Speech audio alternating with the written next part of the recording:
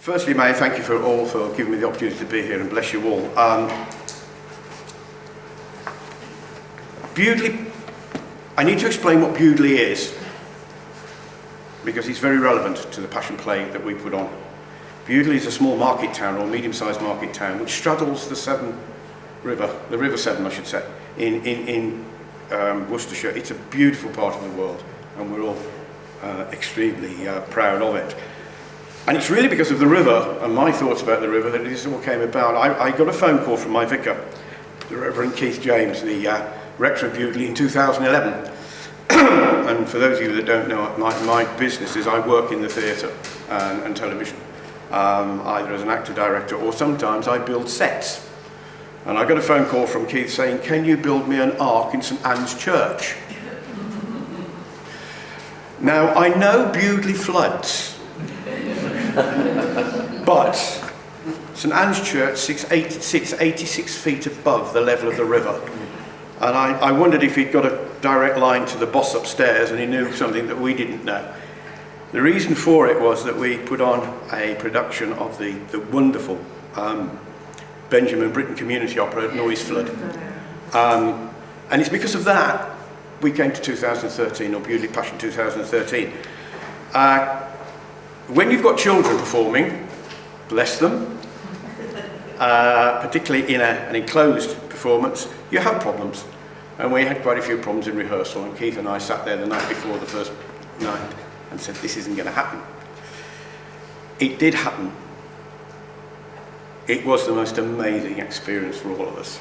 And the kids were wonderful, much to our relief. And to add to our relief, or to celebrate our relief, Keith and I sat in the back of the church with a beer after the last performance. And I just said to him, well, what's next? We can't leave it at this. Take into consideration that Bewdley, and I must congratulate both previous speakers for all the wonderful community work that you're doing with yours. We're coming at a slightly different angle because we have a massive community involvement through all the projects that you're involved with throughout the year anyway. And try to jump on their bandwagon, I felt would have been wrong. And he said, well, what would you like to do? And I said, well, I've acted twice in the Passion Play, played John and played Peter. I'd love to direct it. I've directed a fair amount of stage work before. Leave it with me, he says. So I go home and I'm sitting there working out how we can do this in St Anne's Church, working out how all the moves. Following morning I get a phone call, yeah, great idea, but we'll do it as a promenade performance around the streets. So out went all the notes I'd made the night before. And we did exactly that. We decided that the easiest way to do this was to actually speak to a number of people within the town of Bewdley who are already involved in productions.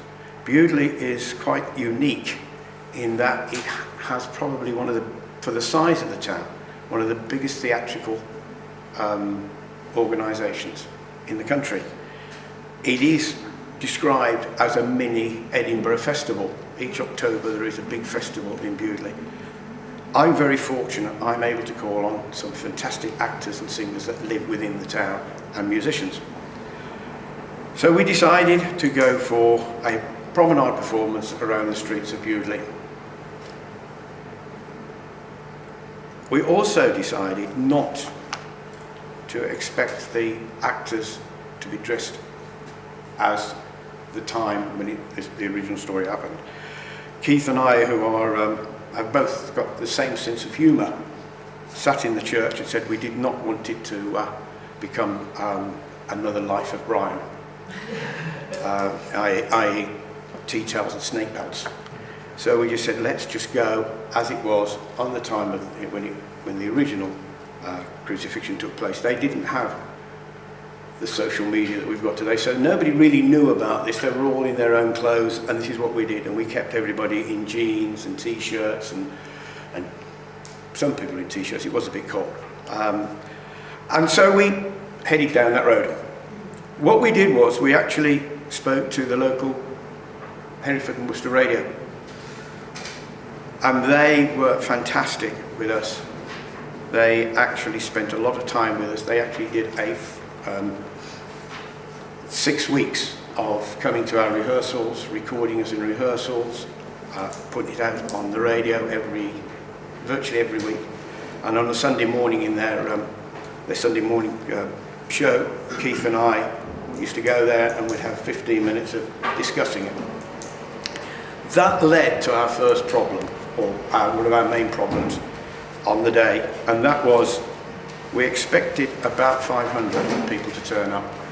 We ended up with 2,500, and you couldn't move in Bewdley, because 2,500 people in Bewdley, the first thing that comes to mind is the term sardines.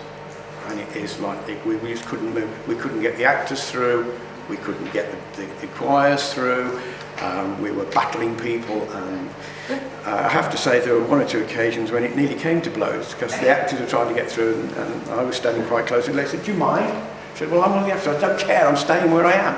And we ended up with a big problem. Having said all that, we managed to produce it, and it was a major success, in that within 5 hours of it being over, I was receiving emails from all over the country, from people that had been in Bewdley that day and had seen it. Within 2 days, I was receiving emails from all over the world, including one from Lindsay, bless her. And so we knew we'd been successful. It was a one-off. That's why we're doing it again in 2015. We decided, because of the amount of people coming to us and saying, "You must do this again," the experience was wonderful. There is another small reason, and this is by no means the main reason for doing it. Virtually every retailer in Bewdley came to us and said, "Please do it again." We had the best Good Friday we've ever had. I have to say it's cost them this time, because we're obviously going to gone to them and said, "Look, if you want to do it again, you've got to put your hand in your pocket." We then decided what we would do with 2015. Keith James, Reverend Keith James, is a very good head of this organisation. He sits there as the chairman of the organising committee. And what he does very often and does very well is he reminds me that my name is Stephen Conway, not Steven Spielberg. Because I work in the theatre, yes, I have great ideas about what I would like to do, including helicopters and lasers. Unfortunately, I couldn't get away with that this year. But I said if we were going to do it again in 2015, it had got to be different. We'd got to learn the lessons that were thrown at us, the problems that were thrown at us in 2013. So what we've decided to do in 2015 is slightly different and more expansive. And I'll come to that in a moment, but I'd like to just briefly, for a couple of seconds, talk about the problems we came across. I've already mentioned the movement of actors. That meant that we, in 2015, had to put new staging in, and I was interested in the comment you made about cost. Yes, big problem, but we've overcome that. We are now, instead of just doing it on the street floor in Lode Street in Bewdley, we're actually doing it on what we call floating stages, which are set on 3 positions throughout. I call it the High Street. It's not the High Street, it's Lode Street, but for the purposes of this, the High Street. And each tableau is going to be acted out on that. The other problem that we had was, and I think you mentioned about sound. Unfortunately, Good Friday 2013 was probably one of the windiest days that we've ever known in Bewdley. And a lot of the sound, and if you see, anybody who does see the DVD will hear it, some of the sound didn't come across.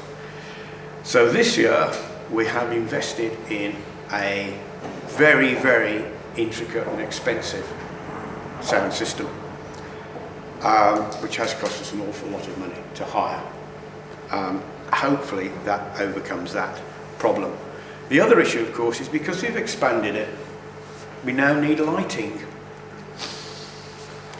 Because unfortunately, Good Friday, even though it's back by a week this year, is still going to be fairly dark.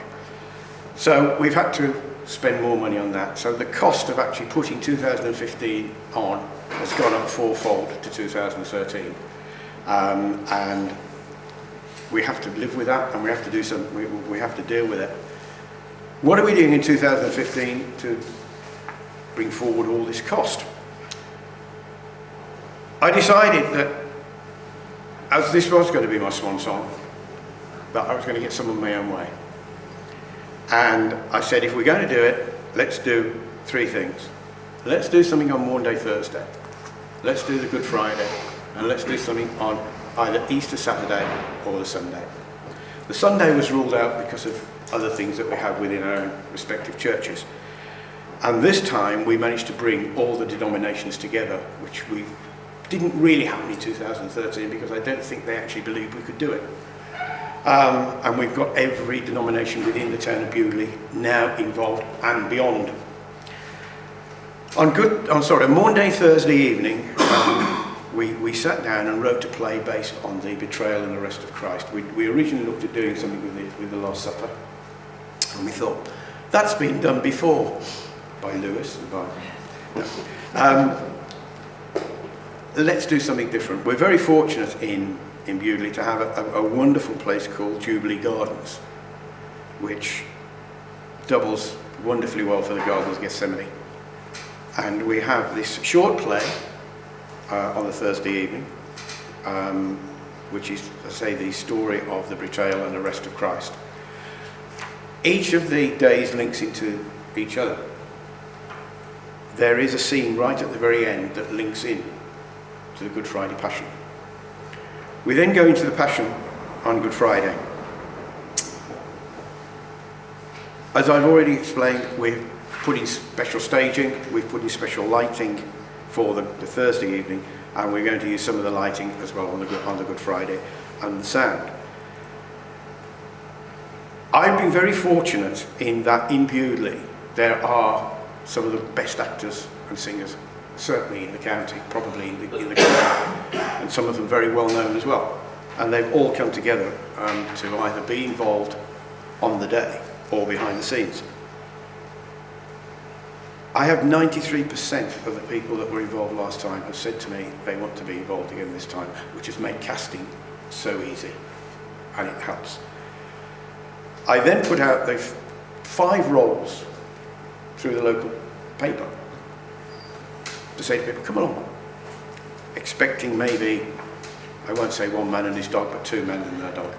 I ended up with over 600 applications. Yeah, okay, a director's dream and a nightmare at the same time. Anyway, we've now finally cast everything. We've then got the main Good Friday Passion. That again, as I say, is going to be done on 3 stages. The final stage is right in front of St Anne's Church, which dominates the town, which is the crucifixion. Once that is over, he's been taken down off the cross, the actor, and I'll come to him in a moment. We then process through what we term as the Guild Hall, which leads into Jubilee Gardens, where we've built a tomb, or we will have built a tomb, on a green stage. And we're going to take the actor into there on a stretcher, makeshift stretcher to look the part. I did threaten to leave him there, which he didn't mind so much, because the first time I threatened to leave him in the archways under the bridge overnight from the Thursday. I did relent and say I wouldn't expect him to just be there in a loincloth. But we're going to take him in there and then close it down with Caiaphas actually standing there and making a final scene, which then links into Saturday. Now Saturday is the big change. Saturday because I come from a musical theatre background, we have a musical drama. In fact, I would call it a light opera, called Walking with My Lord, based on the resurrection. We have 15 new songs written by my musical director, a guy called Jim Ineson, absolute brilliant man.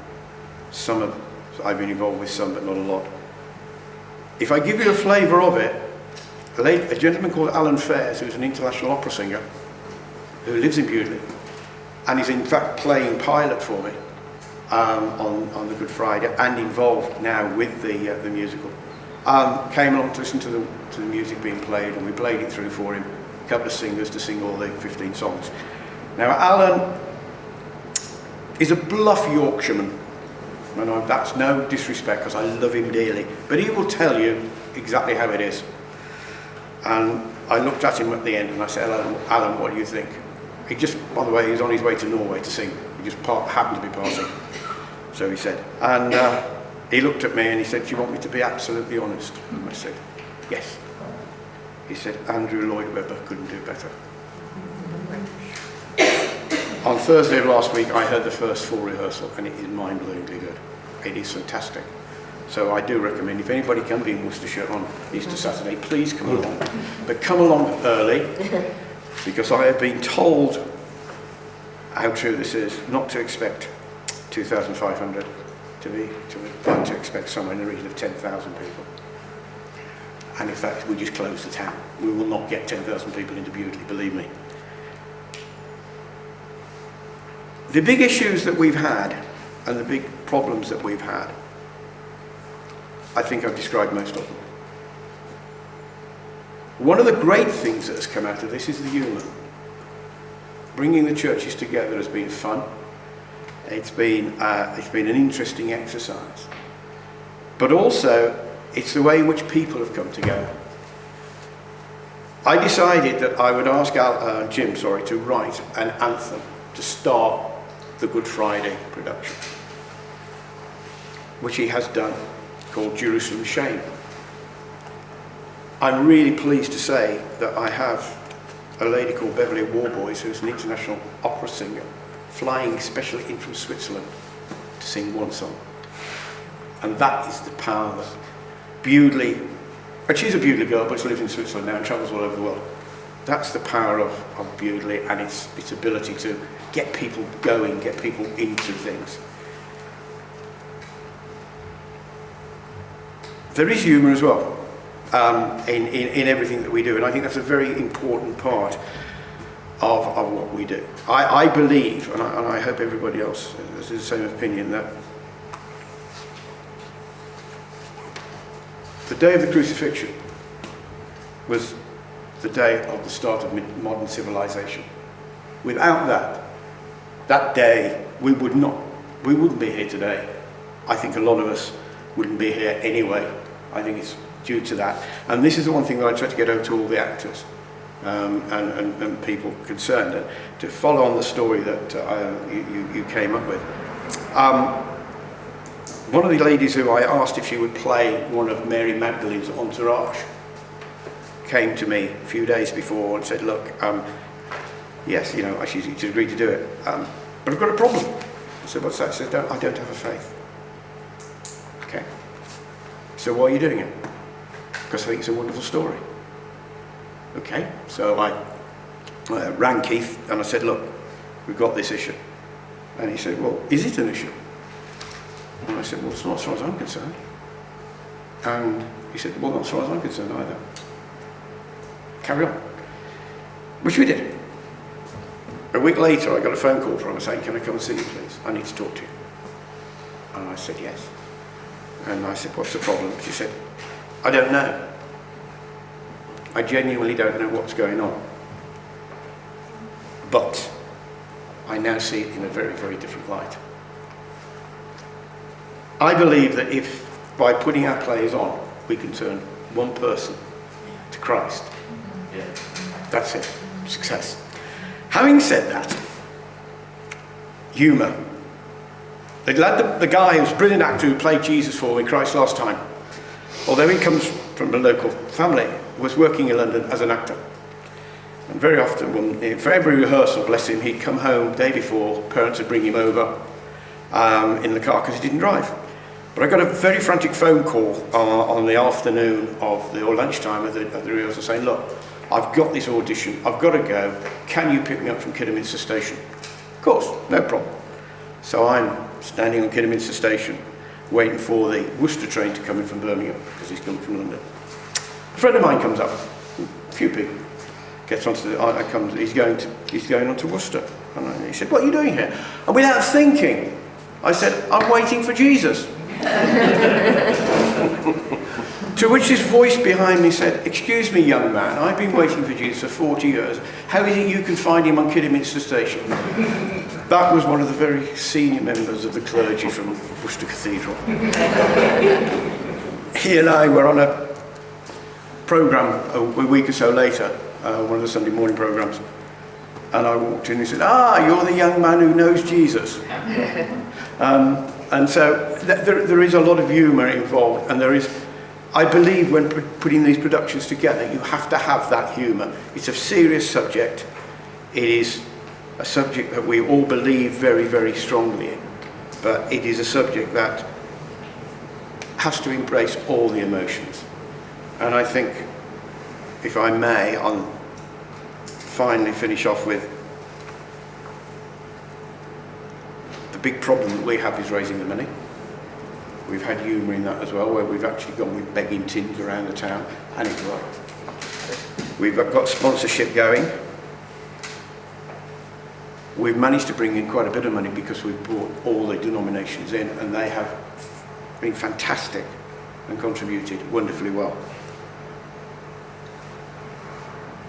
But if I can say this to anybody, and as you probably appreciate, as an actor, I'm great with a script. Standing up here in front of you, I'm probably not that good, so you'll have to excuse that. It's very, very important, as far as I'm concerned, to ensure that whatever you do, however you do these plays, to get the story over, to make sure that people are aware that you're not preaching to them at this point. You're telling a wonderful story, and that they go away from that with their own minds as to what they have got from it. I think probably the final comment that I think sums it all up was after 2013, as we'd all finished, it all happened, some guy, never met him before, walked up to me and he said, "Is that it then?" And I said, "Well, what more did you want?" And he said, "Well, I expected at least a couple of bugles and a few angels." And I said, "No, we don't do those in Bewdley." Oh, and off he went. But I think he'd been there, and if you looked at him, and if you did actually make an assessment of somebody, he's not what you would have expected somebody to react. He may well have been there, but not to react to it. So that's Bewdley 2015. It's going to be an amazing experience for everybody. We're fortunate that BBC Hereford and Worcester, BBC Midlands, and Radio 4, who have their programme in the middle of the week, have now been in touch and are going to do something on it. And we're also very, very pleased that a very well-known film company is actually coming to film it, and it will be on the internet, World Wide Web, whenever they put it on. They tell me within 3 hours. I don't know. I'm not the computer generation, as you can probably appreciate, because I forgot to bring whatever I'm supposed to bring. But that's it. That's Bewdley 2015.